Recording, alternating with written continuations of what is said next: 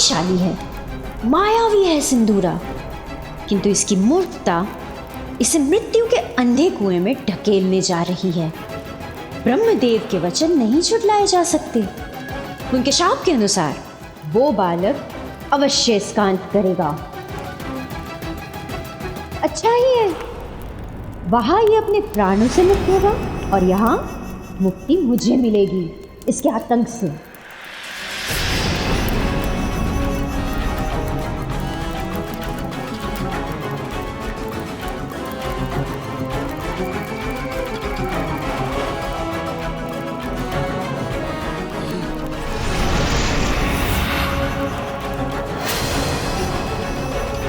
सिंगिका, तुम किस विचार में डूबी हो बताओ मुझे। कभी कभी किसी का अनुचित विचार ही उसके संहार का कारण बनता है। संहार? संहार का विचार? हाँ, मैं तो आपके हाथों से उस बालक के संहार का ही विचार कर रही थी।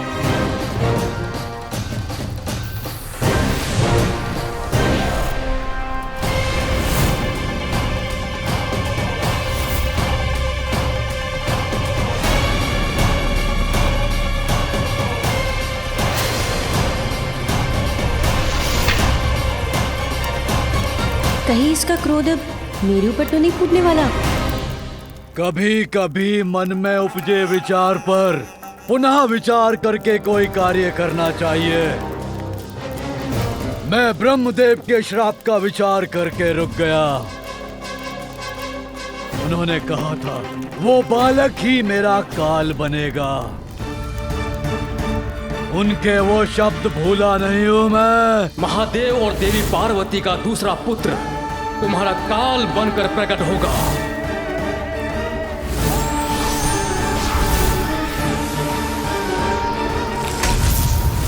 संकट के मुख में स्वयं को प्रवेश करना मूर्ख का स्वभाव होता है और सिंदूरा मूर्ख नहीं है। इसीलिए उचित तो यही होगा कि मैं कैलाश और उस बालक से उचित दूरी पर रहूं। प्रतीत होता है सिंदूरा ने कैलाश जाने का विचार त्याग दिया है। मुझे कुछ करना होगा इसके लिए। समस्या है तो समाधान अवश्य होगा। सिंदूरा इस समस्या का उपाय अवश्य ढूंढेगा। अवश्य अंत होगा उस बालक का। तब तक धैर्य रखो बुढ़िया सिंगिका, शांत रहो। बच गई।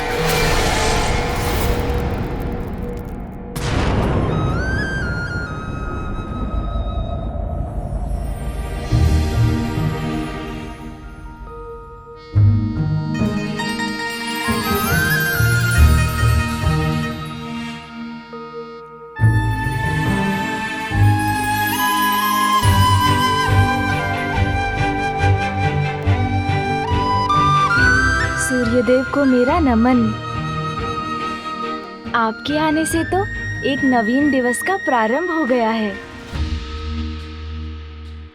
अब तो कुछ कार्य करना होगा मुझे, किंतु मैं क्या करूं?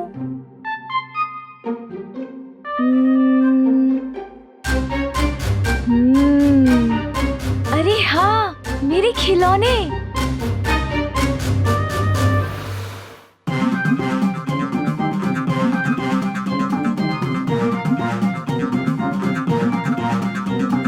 इसमें बैठकर हम कहीं भी यात्रा कर सकते हैं, है ना? मेरे प्यारे खिलौने, मेरे प्यारे खिलौने। पुत्र, माँ,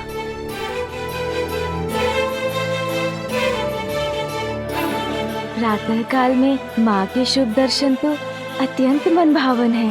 अरे ये क्या पुत्र, निद्रा से जागृत होते ही पुनः खिलौनों से क्रीड़ा करने लगे।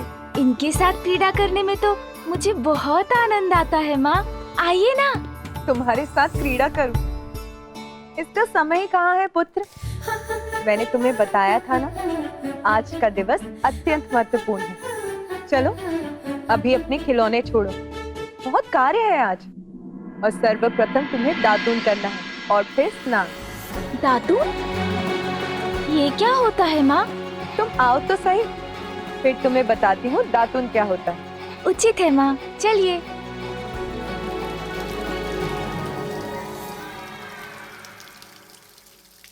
ये तो बहुत मनोरम दृश्य है माँ। क्या प्रातः उठकर इस दृश्य का आनंद लेना ही दातून करना कहलाता है? कितने प्रश्न है तुम्हारे पास पुत्र, कैसे सबका उत्तर दूंगी? ये वृक्ष देख रहे हो, ये नीम का वृक्ष है पुत्र। इसकी छाल, पत्तों और फल में अनेकों औषधियां निहित हैं जो हमारे शरीर को निरोग रखती हैं। और इसी की टहनी को दातून कहते हैं पुत्र। ये देखो, ये है दातून। प्रातः इसे करने से दंत और उसको आधार प्रदान करने वाले मसूड़े स्वस्थ रहते हैं पुत्र, और मुख को भी स्वच्छ करता है। देखो पुत्र, ऐसे। अब तुम करो। माँ, ये तो बहुत कड़वा है। हाँ पुत्र, कड़वा तो है, किंतु प्रतिदिन करोगे तो तुम्हें इसका अभ्यास हो जाएगा। फिर इतना कड़वा नहीं प्रतीत होगा, और इसका कड़वापन तुम्हारे जीवन में स्वास्थ्य की मिठास घोल देगा पुत्र। चलो, अब बिना मुख सिकोड़े शीघ्र दातुन करो। अच्छा माँ, करता हूँ। आपका आदेश तो नहीं टाल सकता ना? पार्वती, तुमने हमें बुलाया? हाँ सखियों, अपने लाडले मेरे पुत्र को स्नान तो करवा दो।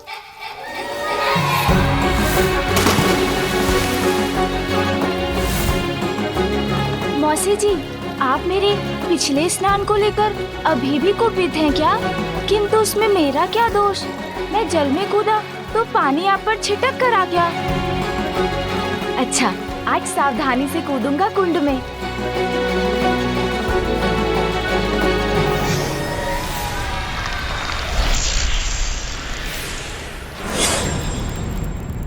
असुर सम्राट सिंदूरा, आपके अधीन असुर साम्राज्य अत्यधिक शक्तिशाली हो गया है, किंतु अभी भी हमें अपने राज्य की सुरक्षा पर समुचित विचार करने की आवश्यकता है।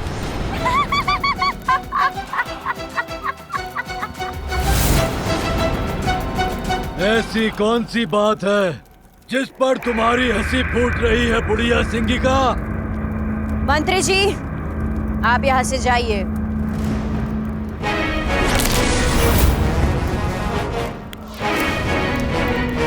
इतना दुस्साहस मेरे असुर सम्राट सिंदूरा के मंत्री को प्रस्थान करने का आदेश देने का दुस्साहस कैसे किया तुमने?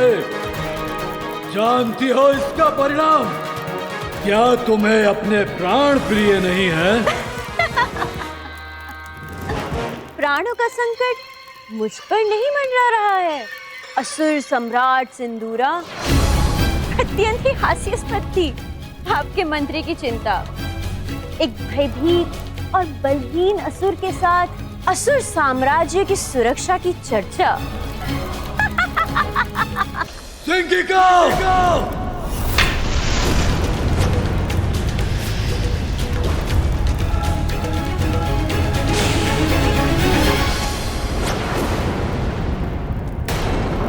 ऊंचे स्वर में चिल्लाने से कोई महाबली नहीं बन जाता असुर सम्राट।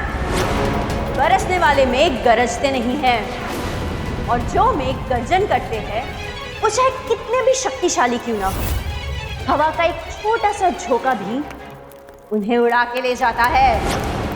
एक छोटे से बालक से भयभीत होने वाले असुर सम्राट की गर्जन भी उसी गरजने वाले मेघ के समान है, क्योंकि मेरे समक्ष जो ये सिंदूरा खड़े हैं, ये वो नहीं है जिन्होंने गज बुखासुर जैसे भयावह असुर को पराजित किया था। स्मरण कीजिए असुर सम्राट, स्मरण कीजिए।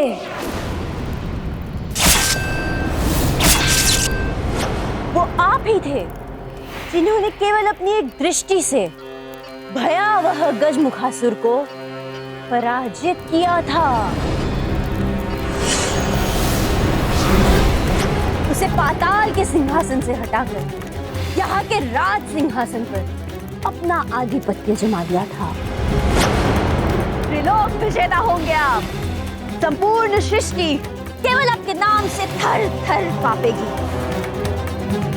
तब ऐसा प्रतीत हुआ था मुझे, किंतु आप स्वयं एक तुच्छ बालक से भयभीत होकर थर थर कांपने लग गए, और वो भी अर्ध बालक और अर्ध गज।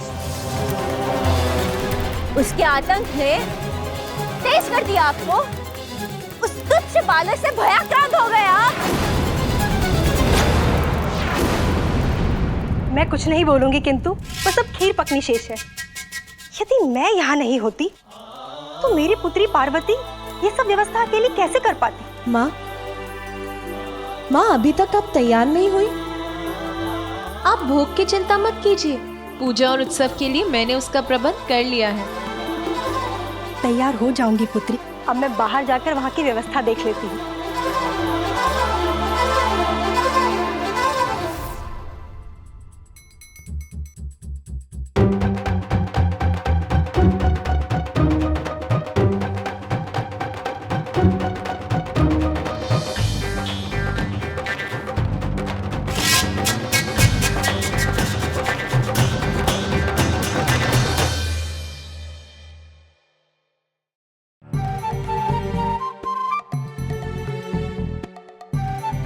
यहाँ तो कोई सजावट नहीं, न कोई पुष्प, न कोई रंगोली।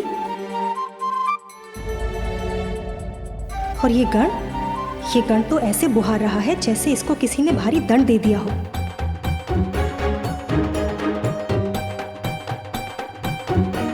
मैं कुछ नहीं बोलूंगी, किंतु महादेव को तो जैसे कोई चिंता ही नहीं है, अभी भी अपने ध्यान में ही मग्न है। माता, ये पुष्प कहाँ रखूं? यहाँ या कहीं और? मैं कुछ बोलूं? पुत्री, मैंने सोचा था कि मैं आज कुछ भी नहीं बोलूंगी, किंतु पूछना तो पड़ेगा ना कि यहाँ कोई सजावट क्यों नहीं है? ना कोई मंडप, ना तोरण, और ना ही पुष्पों की लड़ियां, कुछ भी नहीं है ना माता। आप तनिक भी चिंता ना करें, हमने समुचित व्यवस्था कर ली है। देखिए, यह गण कितनी तत्परता के साथ इस स्थान को स्वच्छ कर रहा है।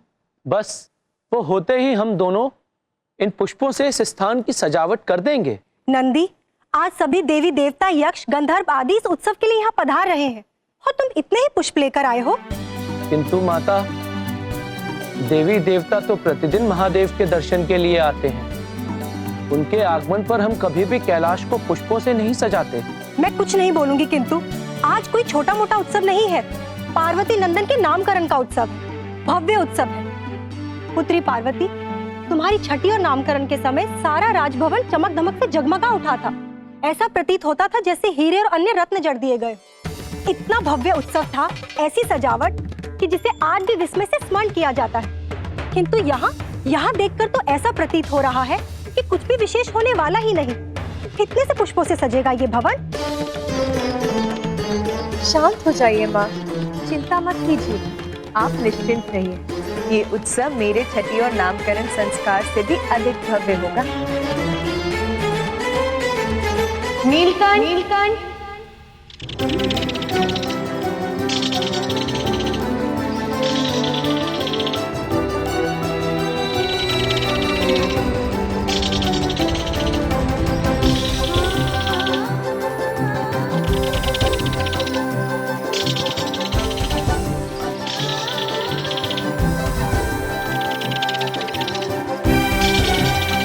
नन्हा पक्षी,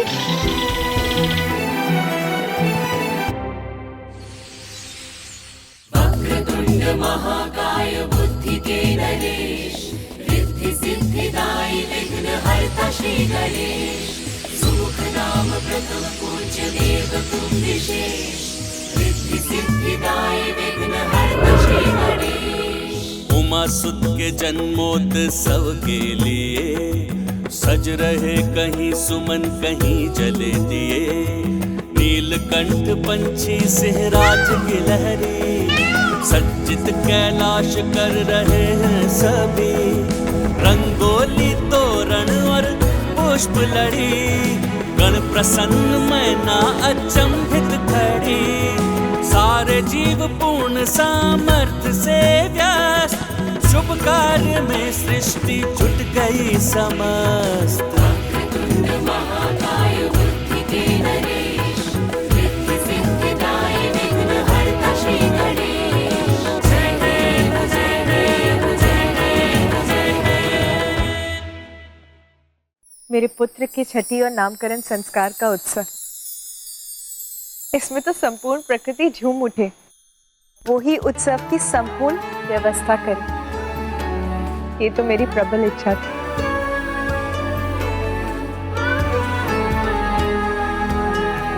माँ,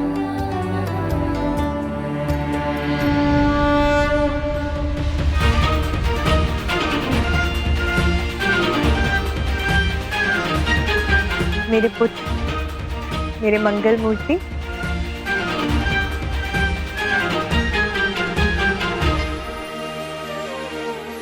देखा माँ, आपके पुत्र ने स्नान कर लिया, स्वच्छ हो गया मैं।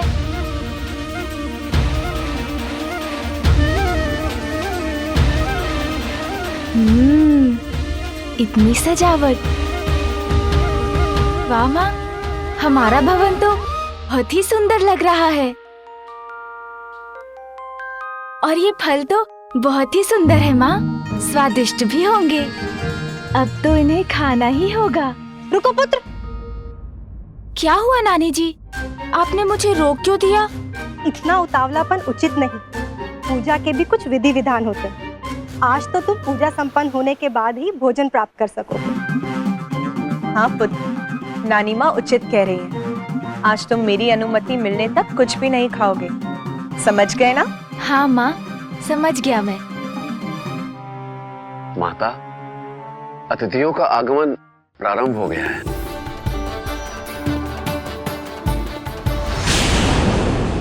बोल रही हो बुढ़िया सिंगिका, वो बालक महादेव और देवी पार्वती का पुत्र है। और आप भूल रहे असुर सम्राट सिंदूरा, कि आप स्वयं ब्रह्मदेव के पुत्र हैं। उन्होंने स्वयं अपने पिता सृष्टि के रचयिता ब्रह्मदेव को भी भयभीत कर दिया था। क्यों ना मैं आपको ही अपनी भुजाओं में आबद्ध करके देख लूं कि आपकी ये दी हुई शक्तियां प्रभावी है भी या नहीं। उचित कह रही हो तुम सिंगिका। ब्रह्मदेव का श्राप है तो क्या हुआ, उनका वरदान भी तो प्राप्त है मुझे। अपनी भुजाओं में भरकर मसल के रख सकता हूँ अपने शत्रु को मैं। शत्रु के मस्तिष्क पर नियंत्रण पाकर उसका अंत कर सकता हूँ मैं पुत्र हूँ ब्रह्मदेव का, और वो तुच्छ बालक मेरा सामना नहीं कर सकेगा। वध करूंगा मैं उसका।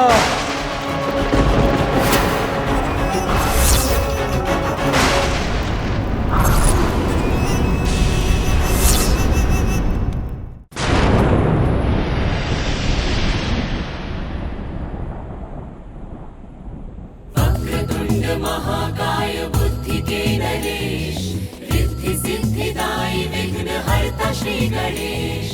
सुमुख नाम प्रथम पूज्य देव तुम विशेष, रिद्धि सिद्धिदायी विघ्नहर्ता श्री गणेश। पार्वती नंदन का जन्म महोत्सव, साक्षी होने को आए देव व गंधर्व। बाल मुनि सप्त ऋषि गण भी सारे, सपत्नीक ब्रह्मा विष्णु भी पधारे। नभ से उतरते वाहन सुसज्जित, कैलाश सज्जित व पूर्ण व्यवस्थित। नंदी श्रृंगी प्रेत तोतला सब गण, अगुआई अभिनंदन करके प्रसन्न। जया एवं विजया व मैनावती, भूप हिमावंत साथ द्वारे खड़ी। महाकाय बुद्धि के नरेश, रिद्धि सिद्धिदायी विघ्नहर्ता श्री गणेश। जय देव जय देव जय देव जय देव जय देव जय देव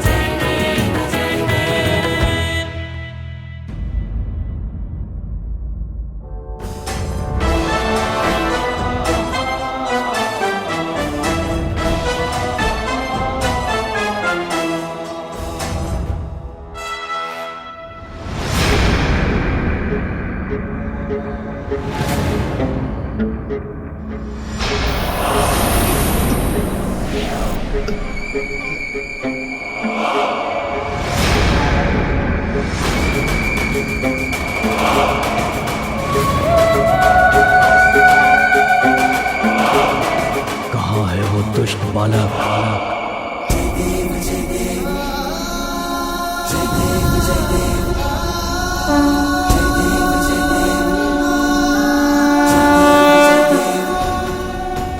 जय जय श्री गणराज विद्या सुखदाता, धन्य तुम्हारो दर्शन बेरा मन रमता। जय देव भाव भगत से कोई शरणागत आवे, संतत सम्मत सबही भरपूर पावे। ऐसे तुम महाराज मोको अति भावे, कोसा भी नंदन निश दिन गुण गावे। जय देव ऋषि भृगु, संस्कार आरंभ करें। देवी मैना, अपने नाती को बुलाइए जिससे हम विधि प्रारंभ कर सकें।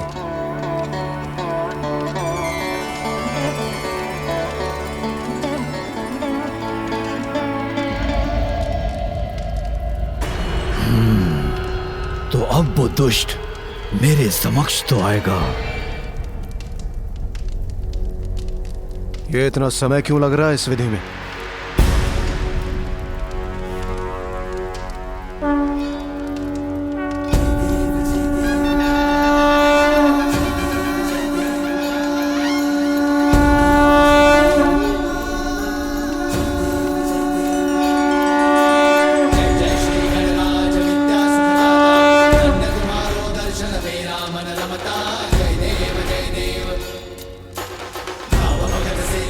शरणागत आवे, संतत सम्मत सबही भरपूर पावे। ऐसे तुम महाराज मोको अति भावे, कोसा भी नंदन निश दिन गुण गावे। जय देव जय जय श्री गणराज विद्या सुखदाता, धन्य तुम्हारो दर्शन मेरा मन रमता। जय देव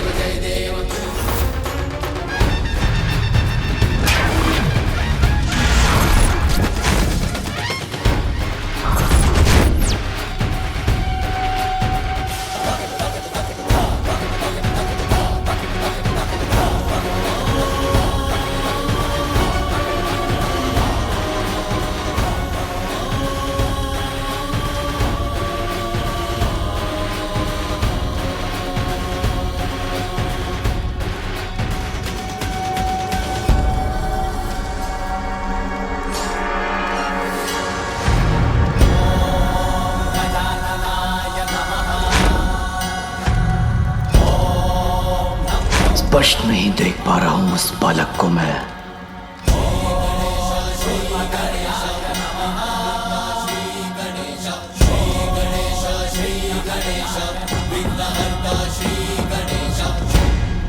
एक बार मेरी दृष्टि तो पड़े इस बालक पर, ये दिखाई तो दे मुझे।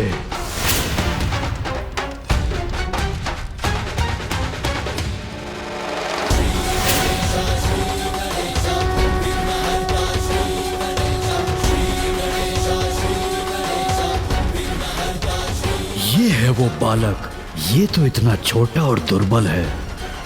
मैं व्यर्थ चिंता कर रहा था।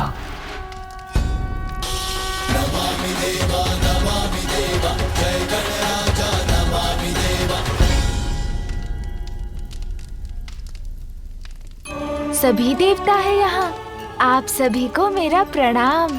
कल्याण हो। प्रणाम मामा जी विष्णुदेव, मामी जी देवी लक्ष्मी। कल्याण हो पुत्र। फूफा जी ब्रह्मदेव, बुआ जी देवी सरस्वती, आपको भी प्रणाम। आप सभी अतिथिगण यहाँ मुझे आशीर्वाद देने आए, ये मेरा परम सौभाग्य है। देवराज इंद्र भी है, आपको भी मेरा प्रणाम। जैसे पुष्प की सुंदरता कोई हर नहीं सकता, वैसे ही कांटों को कोई सुंदरता कैसे दे सकता है? व्यर्थ ही हो रहा है ये आयोजन। बालक और उनके माता पिता अपना स्थान ग्रहण करेंगे। सर्वप्रथम छठी का संस्कार होगा। बालक की बुआ उसे काजल लगाएगी। देव।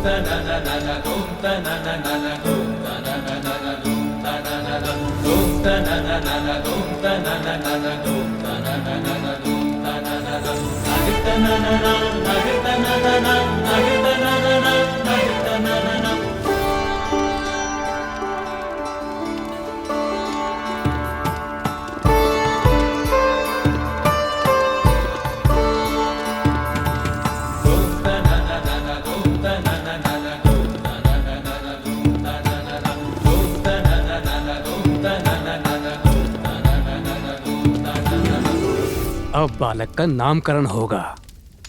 अरे अरे, उससे पूर्व मुझे नेक लेना है बालक के पिता से।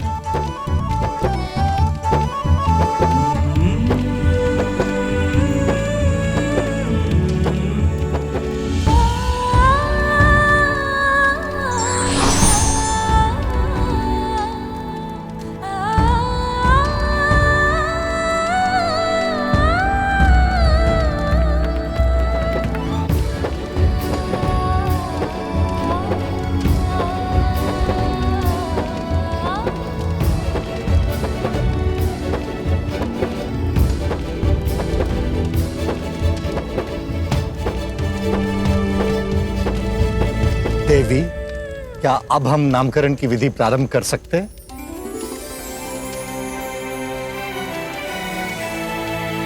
मेरे पुत्र को नाम प्राप्त होगा अब।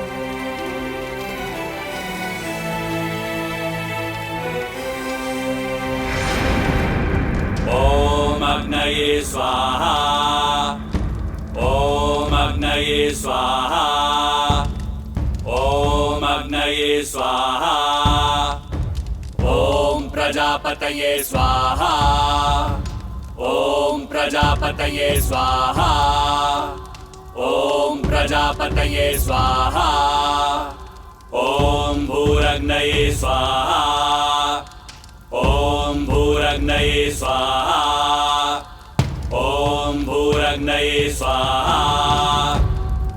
बालक की कुंडली प्रस्तुत की जाए। कुंडली? एक बार किसी प्रकार ये बालक मेरे हाथ लग जाए, फिर मैं अपने प्राणों के संकट से मुक्त हो जाऊंगा।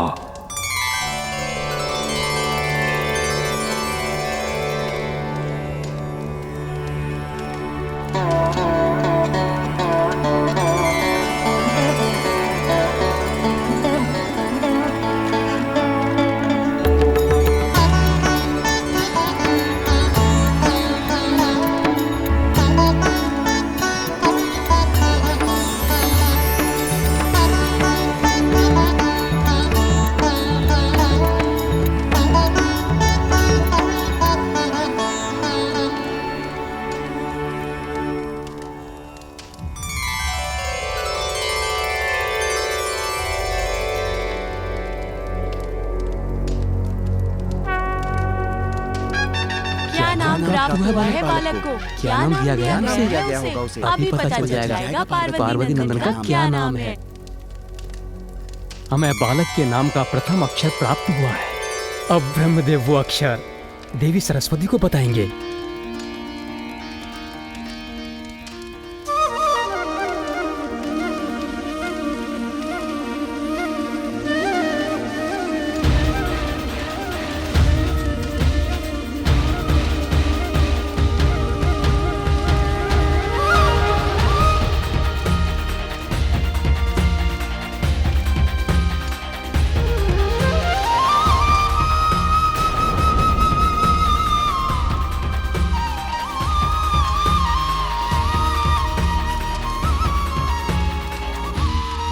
मेरे पुत्र के नाम का प्रथम अक्षर है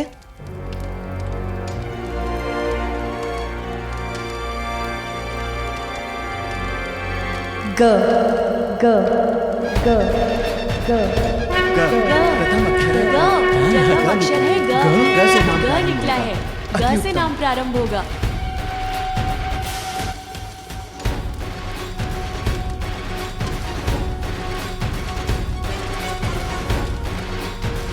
और अब महादेव हमारे पुत्र को इस अक्षर से प्रारंभ होने वाला नाम देंगे।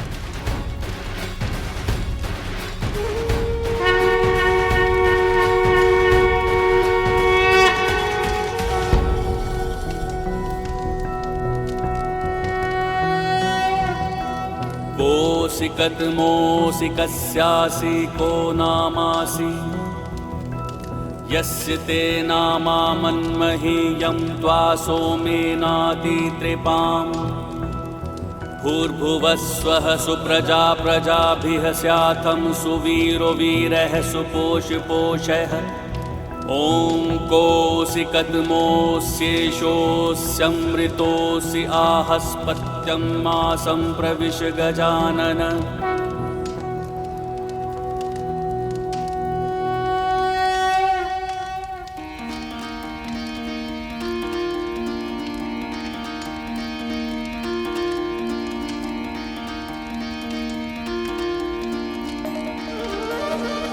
गजानन गजानन गजानन गजानन गजानन गजानन नाम गजानन गजानन गजानन गजानन गजानन गजानन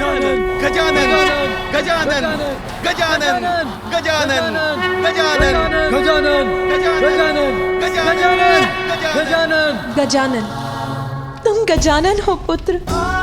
गजानन?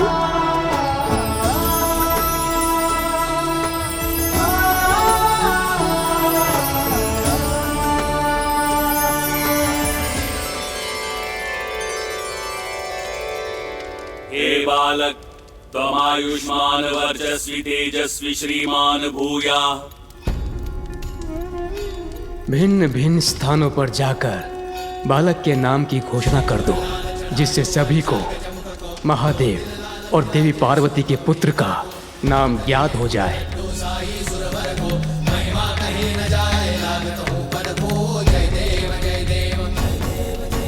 जय जय श्री गणराज विद्या सुखदाता, धन्य तुम्हारो दर्शन मेरा मन रमता।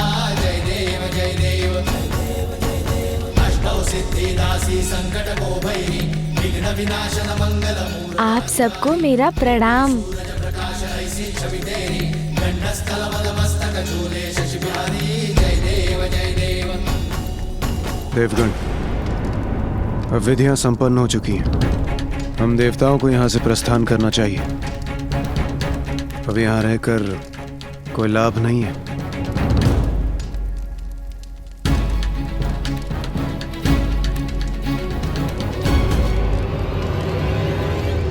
इस बालक का तो मैं अभी यही अंत कर सकता हूं। बस एक बार ये मुझे अकेला तो मिल जाए। इस प्रसन्नता की घड़ी में आप सभी हमारे साथ यहाँ उपस्थित हुए, धन्यवाद स्वरूप मैं स्वयं आप सभी का मुख लड्डू से मीठा करवाऊंगी। अर्थात और विलंब होगा हमारे प्रस्थान में।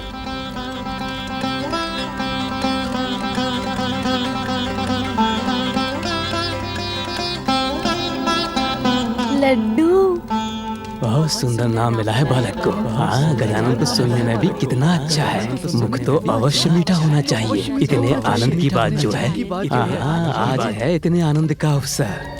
भूख के कारण मेरा उदर अब ऐसी ध्वनि उत्पन्न कर रहा है। मुझे भोजन चाहिए माँ। माँ किधर गई?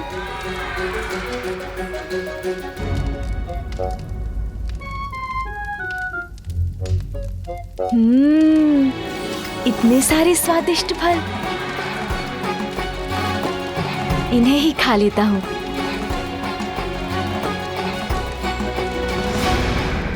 अब ये बालक एकाकी कहाँ जा रहा है?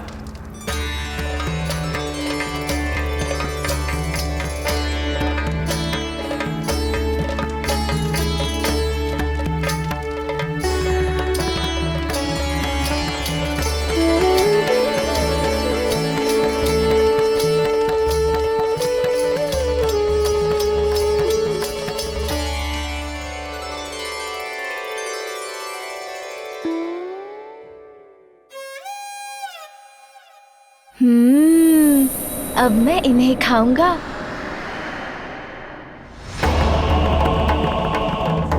अरे, ये किसकी परछाई है?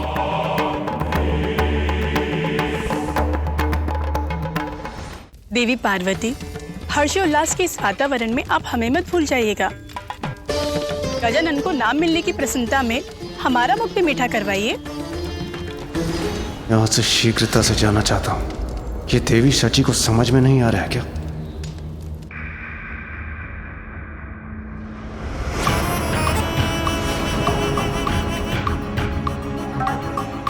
ये कौन है?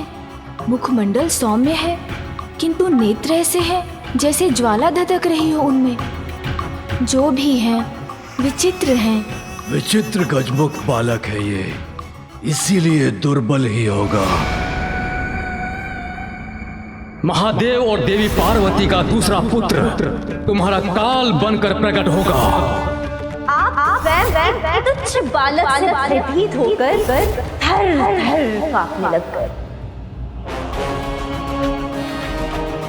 उचित कहती थी बुढ़िया सिंगिका, व्यर्थ ही चिंतित था मैं इसे लेकर। पल भर में मिटा दूंगा मैं इसे।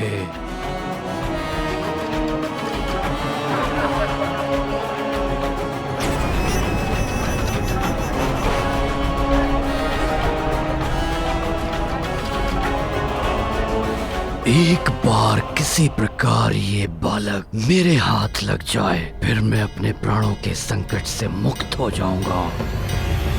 कौन है आप? और मुझे ऐसा क्यों प्रतीत हो रहा है जैसे आपके मन में अनेकों विचार आकार ले रहे हो मुझे देखकर। तुम्हारी मृत्यु हो मैं, ये तुम्हें अभी ज्ञात हो ही जाएगा, किंतु उसके पूर्व तुम्हें यहाँ से हटाने का उपाय ढूंढना होगा मुझे।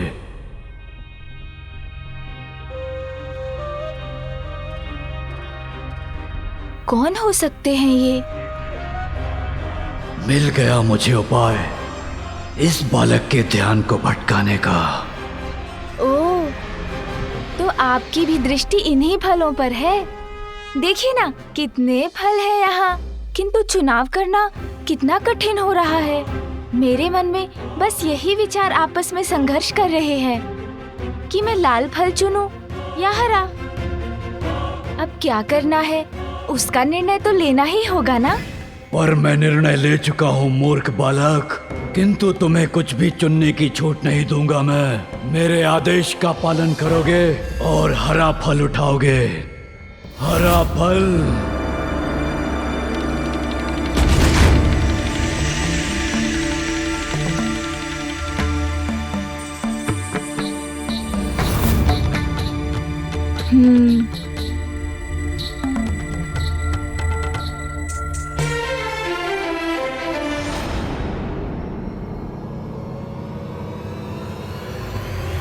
विघ्न बनोगे तुम मेरे जीवन में। नहीं बालक, इसका तो एक ही परिणाम है, मेरे हाथों तुम्हारी मृत्यु। चलो उठाओ हरा फल और चलो मेरे साथ। उठाओ शीघ्र।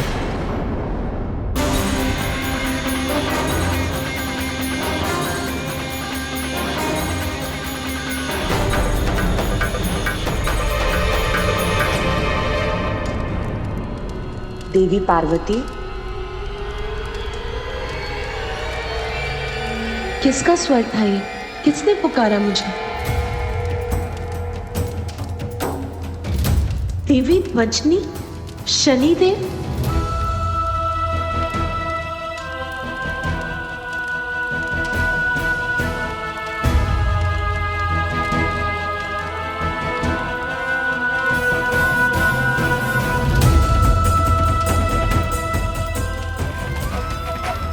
शनिदेव ने पुनः यहाँ आने का साहस कैसे किया?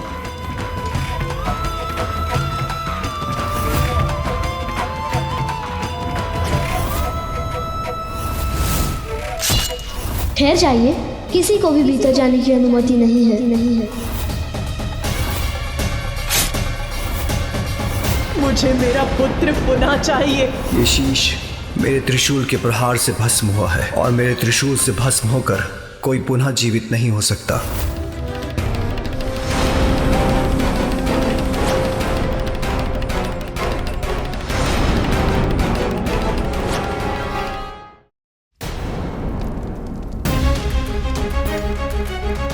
संकोच का कोई स्थान नहीं है। अब तुम्हें वही फल उठाना होगा जिसका चयन मैं कर चुका हूँ। उठाओ हरा फल, उठाओ बालक।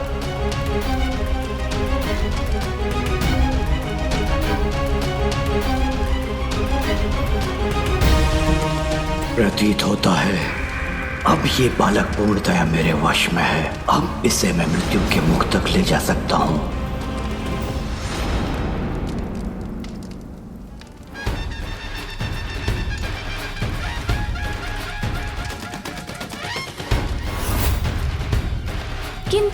आपने तो मुझे बताया ही नहीं कि आप कौन हैं। ये तो मुझसे प्रश्न पूछ रहा है, अर्थात इसका मन मेरे नियंत्रण में नहीं। अच्छा बताइए ना, आप तो अवश्य मेरे नामकरण के उत्सव में भाग लेने आए होंगे, है ना? आपके यहाँ आने के लिए धन्यवाद। देखिए ना, मैंने तो अपना फल चुन लिया, किंतु उसका क्या लाभ? किंतु जब तक मुझे माँ अनुमति नहीं देती, तब तक मैं कैसे कुछ खा सकता हूँ?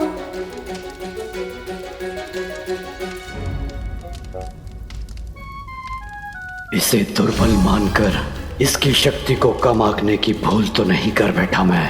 इस पर तो मेरी सम्मोहक शक्ति का कोई प्रभाव नहीं हो रहा है।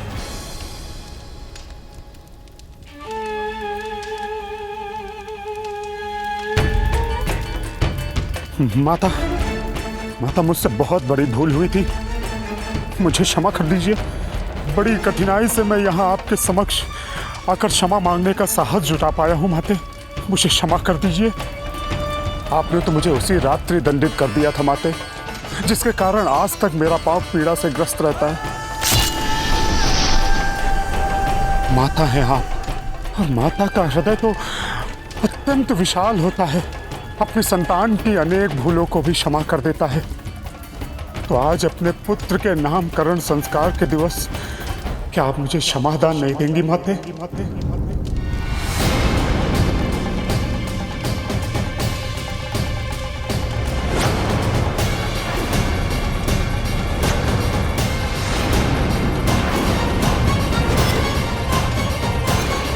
माता का हृदय तो अत्यंत विशाल होता है, अपनी संतान की अनेक भूलों को भी क्षमा कर देता है।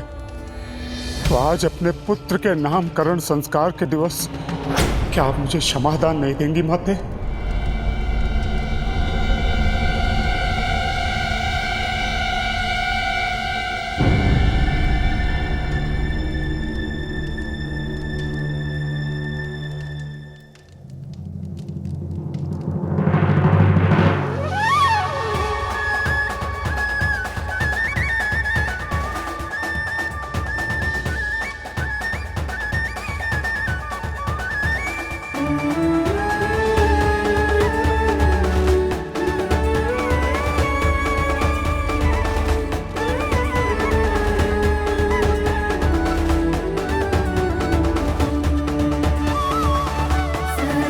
आज के शुभ अवसर पर मैं किसी को निराश कैसे कर सकती हूँ?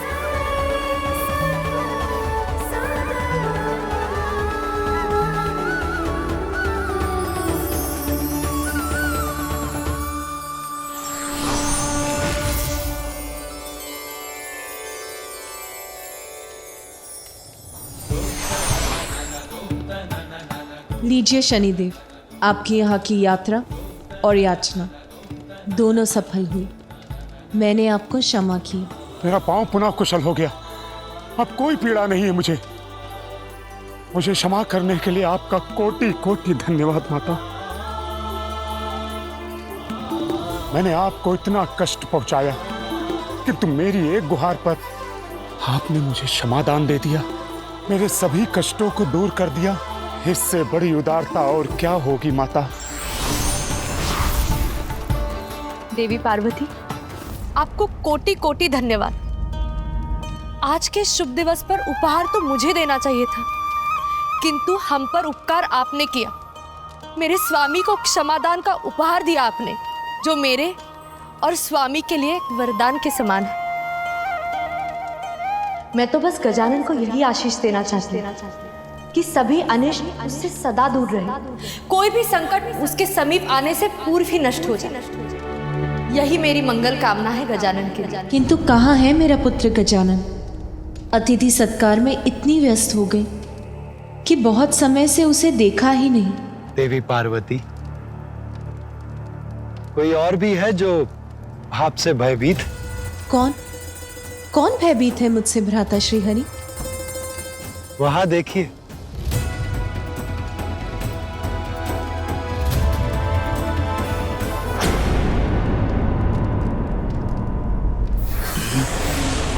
बालक, मेरी बात सुनो। और स्वीकार करो, अब तन और मन दोनों से तुम मेरे नियंत्रण में हो।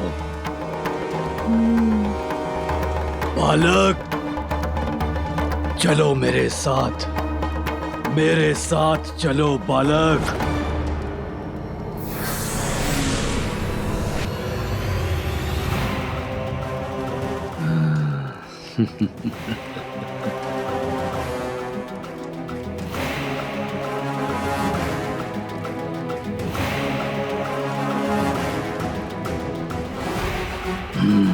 हाँ, उचित है।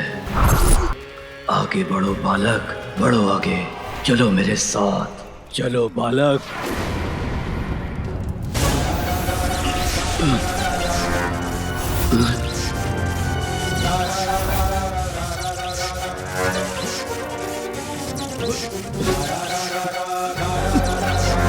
अरे ये कौन सी शक्ति ने मुझे जड़ कर दिया है? तनिक भी नहीं हिल पा रहा हूं मैं। और शक्ति लगाकर देखता हूं। कौन है भयभीत मुझसे भ्राता श्री हरि?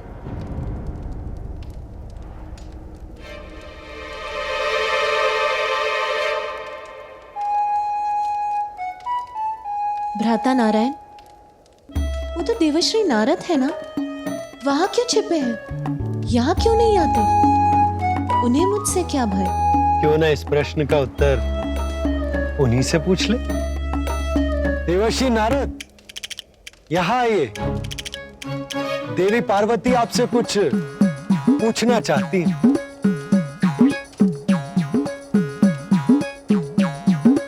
प्रभु नारायण, कहाँ फंसा दिया आपने मुझे? यदि सत्य जानकर माता पार्वती को क्रोध आ गया तो मैं क्या करूंगा? देवश्री नारद ने तो मेरे प्रति कोई अपराध नहीं किया, फिर वो मेरे समक्ष आने में क्यों भय कर रहे हैं?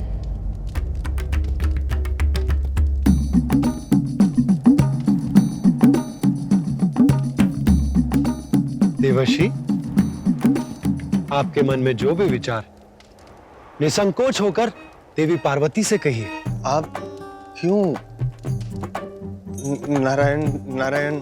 देवर्षि, भय का त्याग कीजिए और अपने मन के विचार देवी पार्वती से कह दीजिए। वो माता, मैं आपसे छुपते छुपाता फिर रहा था। आपके समक्ष आने का साहस नहीं जुटा पा रहा था माता, क्योंकि माता। क्योंकि क्या देवर्षि? आपको मेरे समक्ष आने में इतना भय क्यों हो रहा है?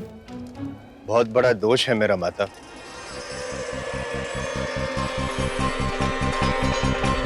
अधिक समय तक देखने का कौन दे रहा है सुझाव? क्षण भर के लिए देख लीजिए, यही है नारद का भाव।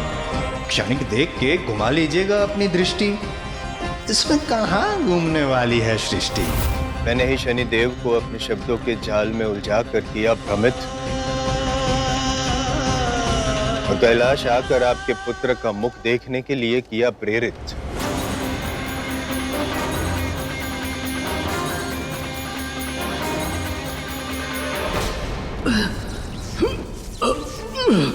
अपना पांव तक नहीं उठा पा रहा हूं मैं, क्या करूं अब?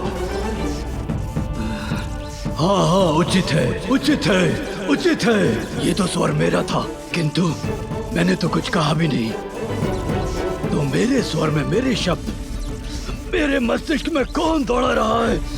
कौन बुन रहा है ये माया जाल? उचित है, सर्वथा उचित है। सुनो मेरी बात।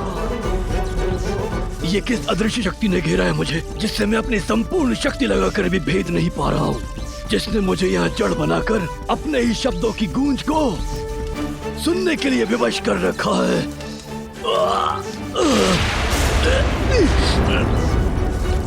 उचित है, सर्वथा उचित है। सुनो मेरी बात।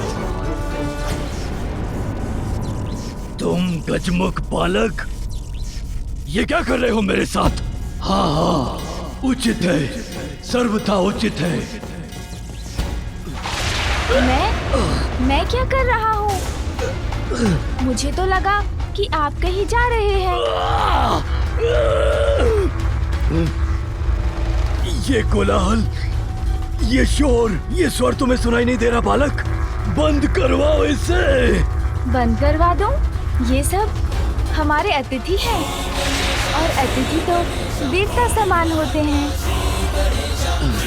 और जब देवता ही अतिथि हैं, उनका तो और भी आदर करना चाहिए ना।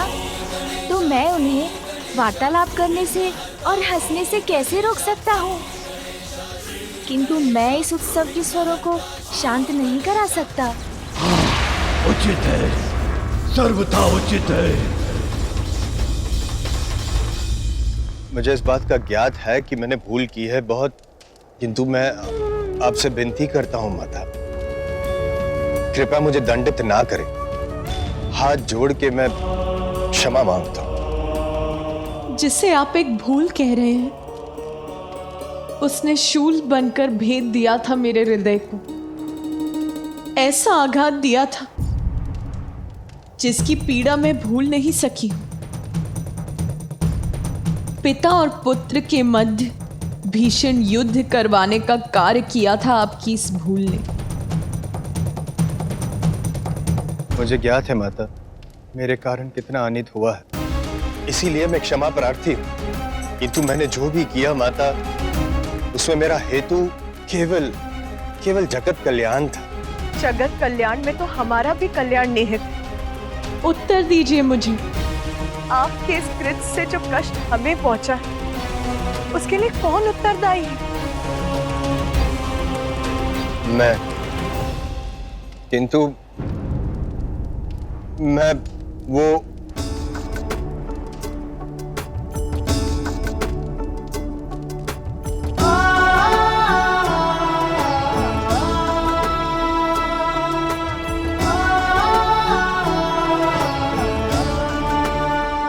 किंतु अंत भला तो सब भला। आज के इस आनंद उत्सव में मैं आपको दंड नहीं दूंगी देवश्री। आप भय मुक्त हो जाएं। नारायण नारायण।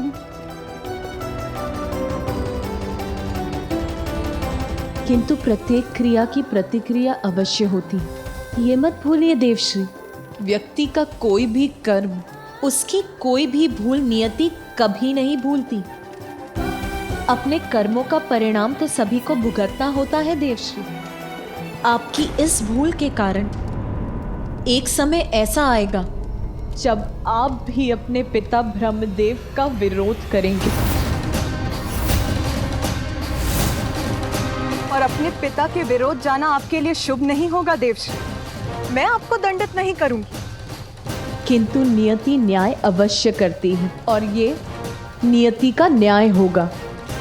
हे माता, कृपया बताएं मुझे कि क्या होगा, कैसे होगा। यदि आप मुझे इस बात का संकेत दे देती तो मैं सावधान हो जाता माता। नियति का न्याय निर्धारित होता है, इतना तो जानते हैं ना आप देवश्री।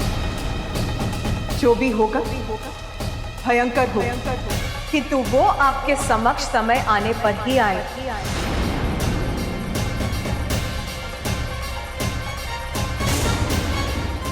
मुझे ऐसा प्रतीत हो रहा है जैसे मेरे मस्तिष्क में विस्फोट होने वाला है। ये कोलाहल मुझे प्रताड़ित कर रहा है बालक।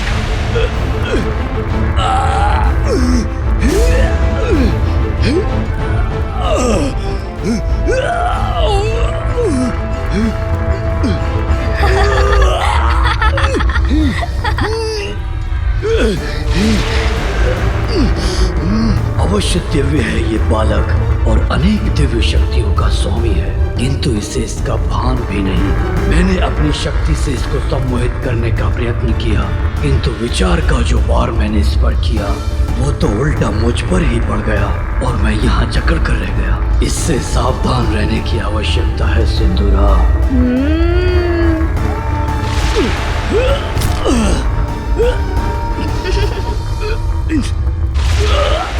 मुझ पर दया करो। अरे ये आप क्या कर रहे हैं?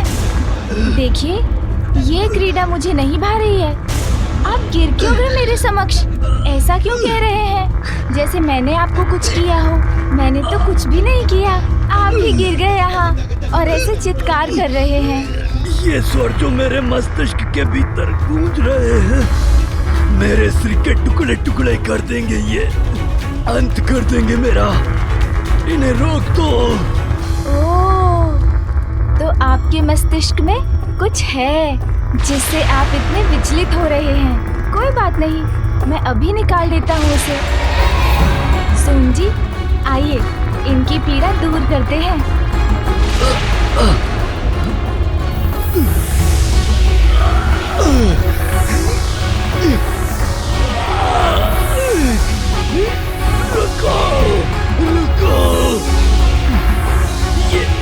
ये क्या हो रहा है मेरे साथ? मैं वाष्प बनकर वायु में विलीन क्यों हो रहा हूँ? अरे, सोम जी के ऊपर ये मक्खी कहाँ से आ गई?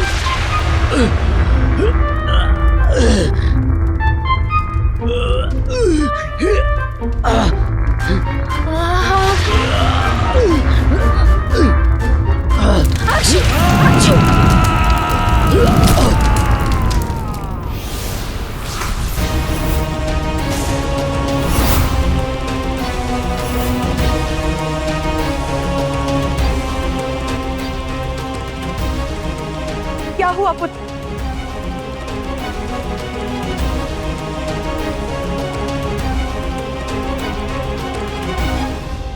तुम कुशल तो हो ना? माँ, वो मुझे क्षमा। तुम्हें क्या हुआ था पुत्र तुम्हें?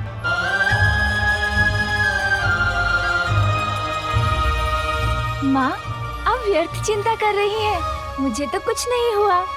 देखिए, सकुशल खड़ा हूँ आपके समक्ष। बस एक छींक आ गई थी मुझे। और हाँ, एक कोई थे यहाँ, वो मुझे घूर घूर कर देखते रहे। फिर उनके सर में पीड़ा उठ गई। मैंने उनकी सहायता करने का प्रयत्न किया, किंतु छींक आ गई। फिर तो उनका रूप ही परिवर्तित हो गया माँ। ऐसा प्रतीत हुआ उन्हें देखकर जैसे वो कोई भयंकर असुर हो।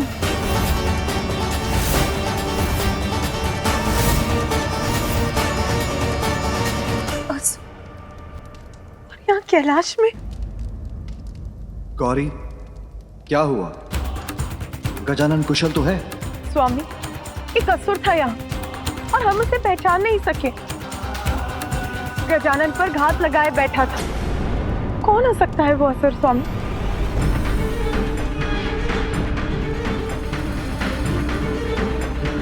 असुर और यहाँ कैलाश में? असंभव। ये मात्र इस बालक की कल्पना से अधिक और कुछ भी नहीं है।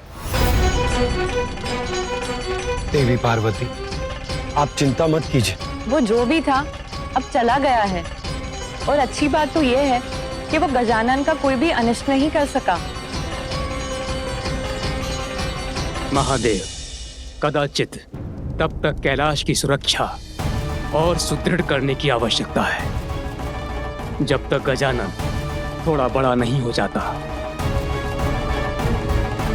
माता, इसी पल से मैं और अन्य सभी गण बालक गजानन के समीप रहेंगे, सदैव उन पर दृष्टि बनाए रखेंगे। आप चिंता ना करें। आज उसका कोई अनिष्ट नहीं हुआ, इसीलिए शांत हो जाओ। यही सुझाव है ना आपका भ्राता श्री हरि नारायण, देवी लक्ष्मी। किंतु कैसे? सभी संकटों से संतान की रक्षा करना तो एक माँ का कर्तव्य होता है। संकट मुख खोले खड़ा, तो मैं उससे मुख कैसे मोड़ लूं? मेरे पुत्र का कोई अहित हो, उसकी प्रतीक्षा नहीं करूंगी मैं, क्योंकि तब कुछ करने का भी क्या लाभ होगा। शांत नहीं रहूंगी मैं।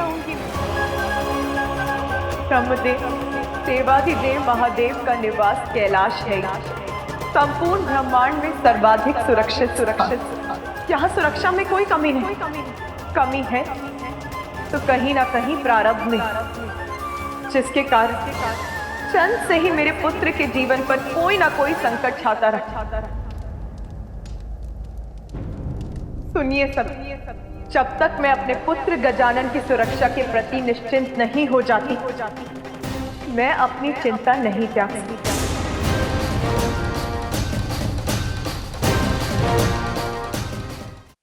चंद के कुछ समय पश्चात स्वयं उसके पिता महादेव के त्रिशूल ने उसके शीश को उसके तन से विलग किया। फिर उसे एक नवीन शीश एक गज का ही मिल सका।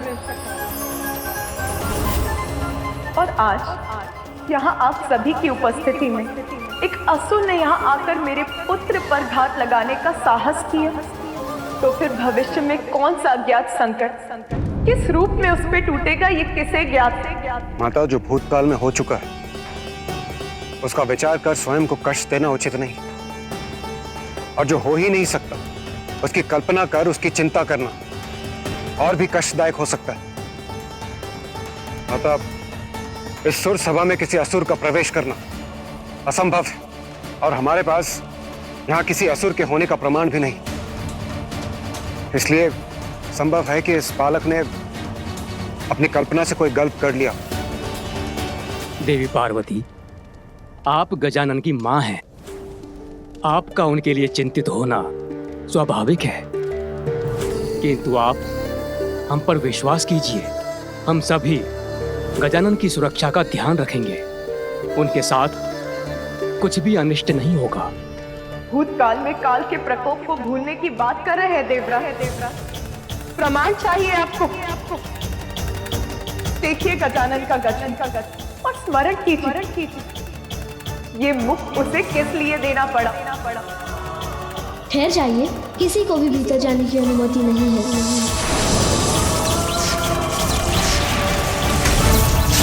ये उसके प्रारब्ध का ही प्रमाण और प्रमाण चाहते हैं आप, तो सुनिए। एक माँ का हृदय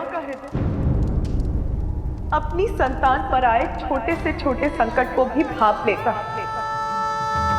तेरी आशंका निराधार नहीं। मैं उसकी सुरक्षा के प्रति अस्वस्थ नहीं हूँ ब्रह्मदेव। हमें उसकी सुरक्षा के प्रति कुछ और करना ही होगा। देवी पार्वती, तो फिर आप क्या चाहती हैं? ये स्पष्ट कीजिए। मैं चाहती हूँ कि आप श्री हरि नारायण और महादेव मेरे पुत्र का प्रारब्ध परिवर्तित कर दें, उसे देवत्र प्रदान करें।